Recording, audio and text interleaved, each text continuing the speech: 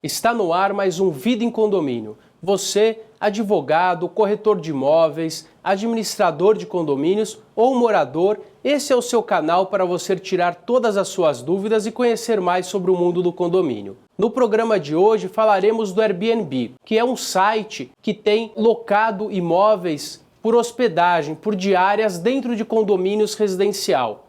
E isso tem trazido inúmeros problemas. Você, corretor de imóveis, pode se deparar com uma situação dessa, porque o seu cliente pode muitas vezes te pedir para alocar nesse formato de hospedagem. Então, primeiramente, vamos ver que tipo de problemas os condomínios têm enfrentado com essa nova modalidade, que é locar um imóvel através de um site especializado, que é esse site Airbnb, no formato de diárias de hospedagem. Então, os condomínios comerciais têm enfrentado problemas como falta de segurança, alta rotatividade de pessoas, risco de autuação pela municipalidade, uma vez que você locar por hospedagem é exclusivo de meios de hospedagem e realizar essa locação no condomínio residencial vai desvirtuar a finalidade desse condomínio. Falta de respeito ao regimento interno e convenção, que impõe que aquele condomínio é estritamente residencial. Uso inadvertido de áreas comuns, então uma situação é aquele morador, aquele condômino utilizar a área comum e outra situação é uma locação com excesso de pessoas ou com hóspedes que diariamente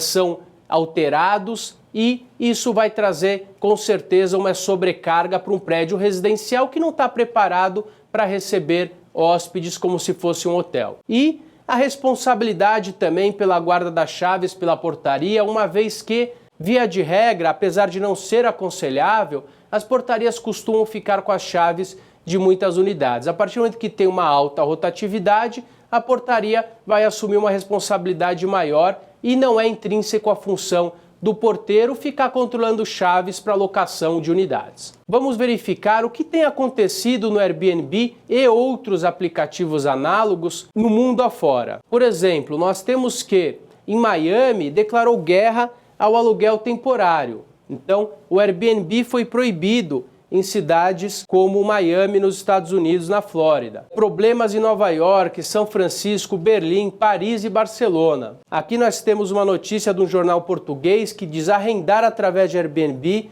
já é proibido na Alemanha.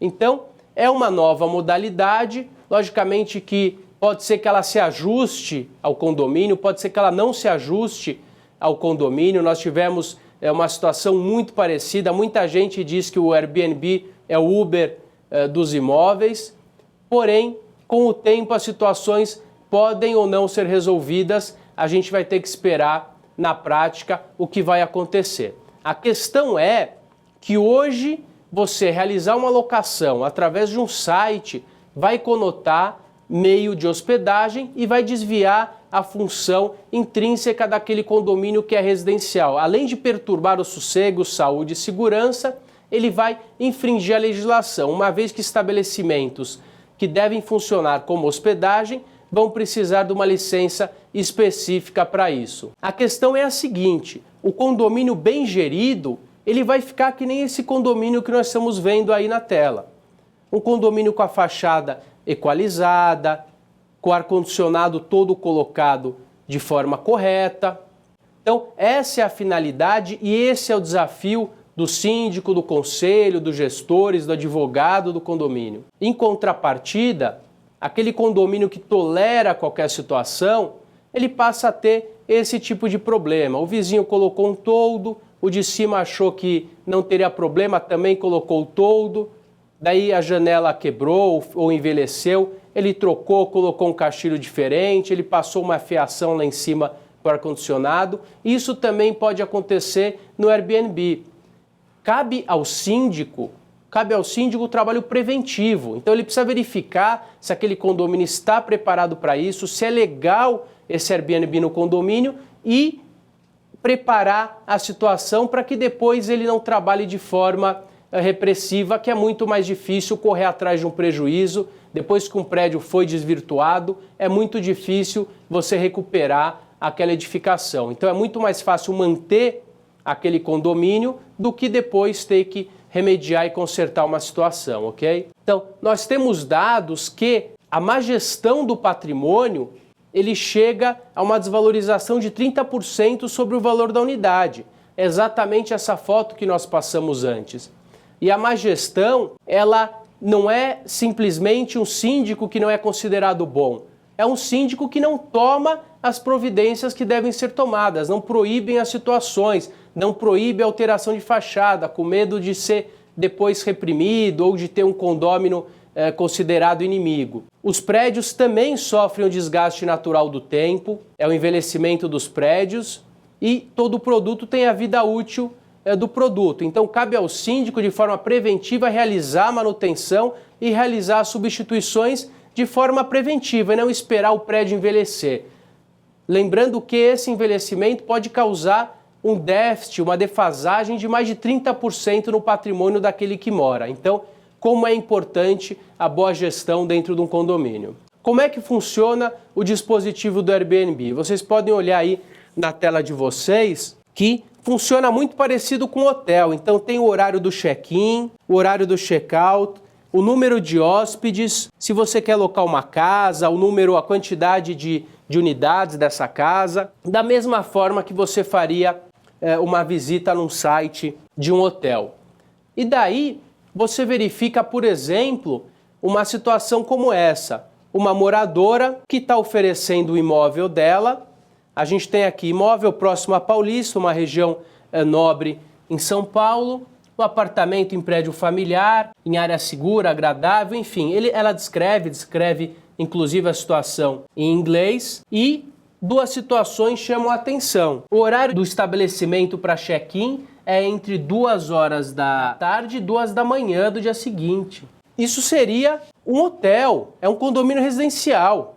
Isso é uma situação que foge do âmbito de um condomínio comercial. Imagina se alguém vai chegar num condomínio aonde 2 da manhã, meia-noite, chegando com malas, numa situação muito análoga a um hotel. Logicamente que o morador chega de madrugada, isso acontece, são pessoas conhecidas, mas imagina o porteiro ter que identificar um hóspede estranho chegando dentro de um prédio residencial. E temos outra situação aqui que chama atenção. Estadia mínima de 1 noite. Digamos que ela poderia alocar para 30 pessoas diferentes durante um mês de 30 dias. Então aquele prédio, se a pessoa tivesse acompanhado ou não, poderia ter 30, 60, 70 pessoas transitando em uma única unidade. E com certeza isso sobraria para o condomínio, isso traria assim um prejuízo, uma perturbação ao sossego, à saúde, além de infringir a legislação, porque a legislação imputa que um condomínio residencial não é apto para trabalhar como se fosse um meio de hospedagem. Quando a pessoa está locando, ela está locando isso, ela está locando um prédio residencial,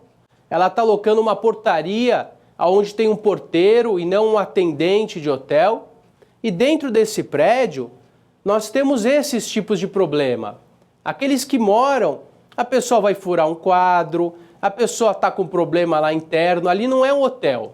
Porém, aquele que está se hospedando, ele tem a ideia de que ele está num hotel e que ele quer esperar esse tipo de atendimento e que ele quer ter essa tranquilidade. O que nós sabemos que muitas vezes, ou na maioria das vezes, não acontece. Por isso que, via de regra, o Airbnb, para locação por diária, ela foge muito do que um prédio residencial pode oferecer. Logicamente que o Airbnb não é proibido. O que é proibido é, pela legislação nacional, hoje, locar por hospedagem. Se a pessoa locar através do Airbnb por 30 dias, por 60 dias ou por prazos maiores, ele está dentro da legislação. Qual é o problema? O problema são condomínios como esse do meio, que são condomínios que estão no meio do caminho. Então são condomínios que não são nem aqueles prédios antigos que aquela senhora está locando, não são nenhum hotel, mas que ele tem um perfil muito parecido com isso. Ele tem um perfil, unidades pequenas, uma estrutura boa, tem porteiros que são muito preparados, são parecidos com atendentes de hotéis, e ali parece realmente um hotel. Isso tem muito Brasil afora e São Paulo. A questão é, o condomínio vai poder operar, esse condomínio vai depender de como ele tiver sido instituído.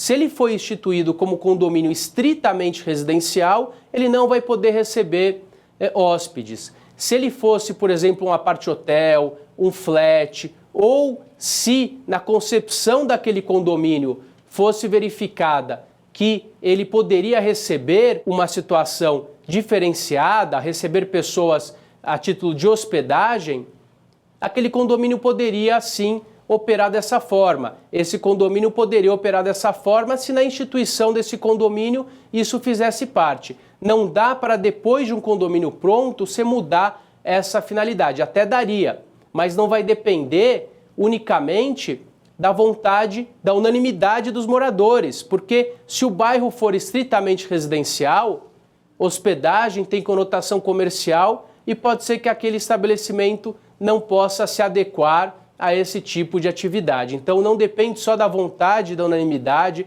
não depende da alteração de uma convenção, depende de uma legislação urbana também. Por um lado, aquele que quer locar por Airbnb, quer locar por temporadas curtas, o que ele entende? O que ele tem na defesa dele? Ele tem o direito de propriedade. Em tese, ele pode fazer o que ele quiser dentro de uma unidade, ok? Logicamente que tem limitadores, mas o direito de propriedade ele é muito grande, ele está na Constituição. Por outro lado, ele também tem o 1335 do Código Civil, que ele pode dispor da sua unidade, usar, fruir e gozar da melhor forma. E temos o artigo 19 da Lei de Condomínios. Vamos nos aprofundar nelas. Então, a Lei 1335, o artigo 1335, diz que aquele condômino ele tem o direito de usar, fruir e livremente dispor da unidade. Porém, o próprio inciso 2 já traz o limitador a isso. Ele diz que usar das partes comuns conforme a sua destinação. Se eu der uma destinação comercial, estou fugindo da minha destinação. E contanto que não exclua a utilização dos demais compossuidores. Então, ao mesmo tempo que o 1335 traz a possibilidade dele usar da unidade da melhor forma, ele também já traz uma situação proibitiva que ele não pode exagerar, não pode usar da forma a desviar a finalidade desse prédio. O artigo 5º menciona que é garantido o direito de propriedade, como nós já falamos. O artigo 19 vai na mesma linha do 1335. O condômino tem direito de usar, fruir e dispor da sua unidade, porém ele também está condicionado às normas de boa vizinhança, à utilização das partes comuns, de forma a não causar qualquer tipo de transtorno ou incômodo aos demais possuidores.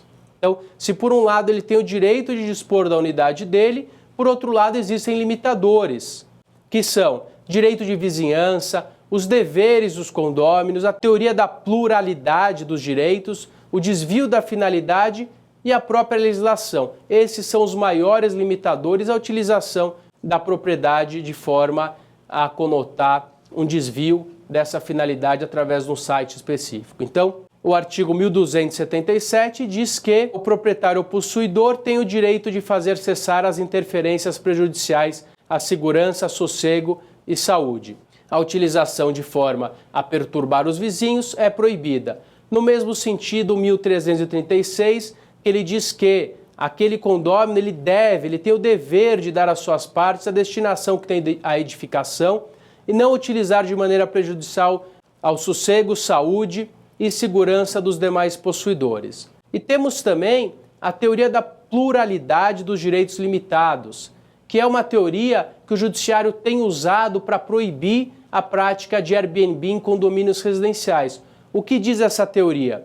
Que em função das múltiplas propriedades dentro do condomínio, existe limite entre o exercício do direito de propriedade individual, que é aquele garantido pelo artigo 5º e outros artigos que nós fizemos a leitura, e o interesse coletivo. Então, vai prevalecer o quê? Vai prevalecer o coletivo e não só a vontade individual daquele morador em detrimento aos demais. Então, fica uma pergunta. Pelo que nós falamos até agora, dá a entender que, se ele não perturbar a saúde, o sossego e a segurança, em tese, ele poderia utilizar o Airbnb. Mas não é isso. Não é isso. Tem a implicação da legislação e nós vamos ver isso no próximo programa. Agradeço a sua atenção, a sua audiência e semana que vem nós vamos esclarecer as questões faltantes do Airbnb.